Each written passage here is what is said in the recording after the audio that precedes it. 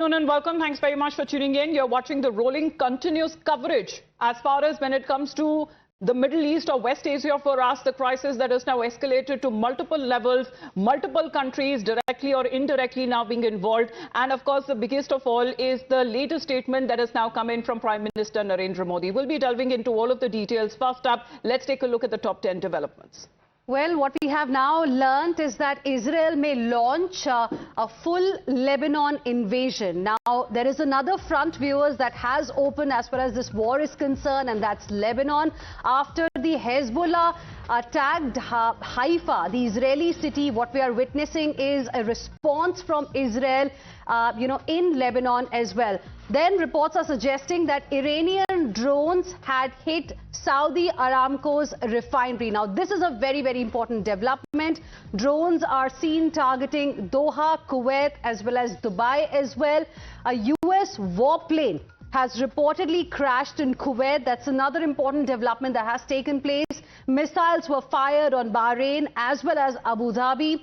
Hezbollah, like I mentioned, has entered the Israel-Iran war. Hezbollah is part of the axis of resistance cultivated by Iran against US and Israel. Now, Israel has now started targeting Hezbollah infrastructure. It's another operation that Israel has started, and Israel has made it absolutely clear this Lebanon operation, in fact, could include ground offensive. There's going to be no immunity to, in fact, Hezbollah members. And following this, the Lebanon government has also ordered the arrest of Hezbollah operators.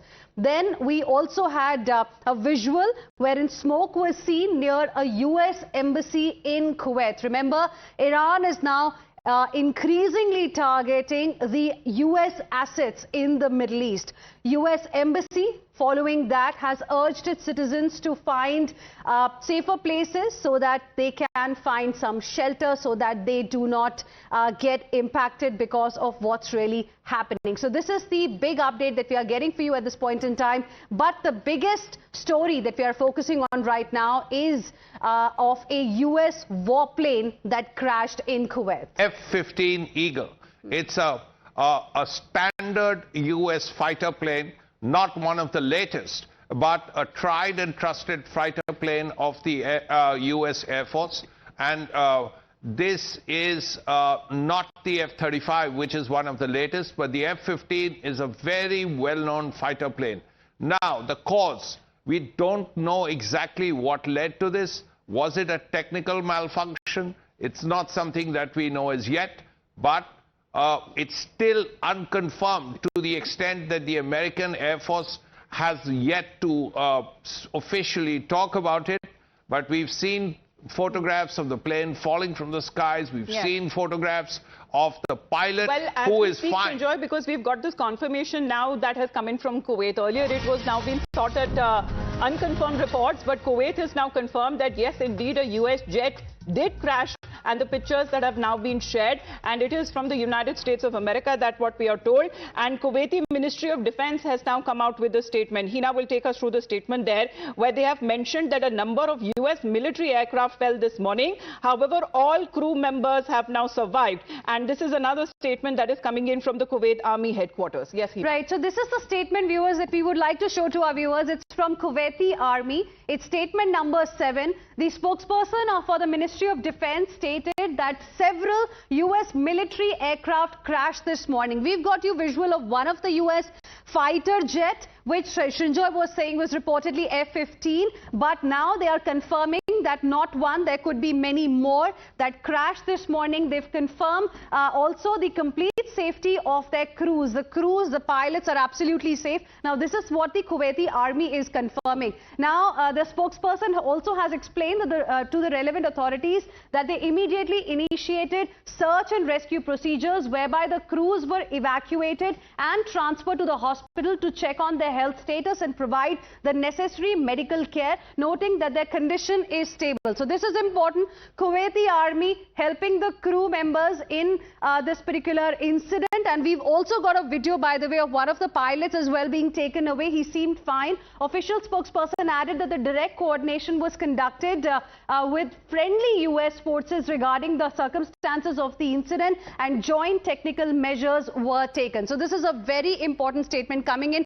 Shunjoy, now Kuwaiti army also now ensuring that the American fighter jets that are crashing, if the crew members are there who are managing to come out of the aircraft, in fact they are being taken to the nearby medical facilities. This is important.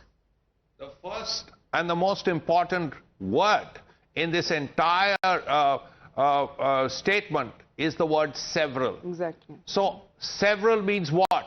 3, 4. And if there are 3 crashing, then what is the cause? They are not crashing over Iran, thankfully, for the Americans. If they were, then the pilots would be picked up by the Iranians, probably. But if they are crashing over Kuwait, then is it a technical glitch? And if it is a technical glitch, technical glitch for so many of them. Yeah, that's the point. Exactly, Hina.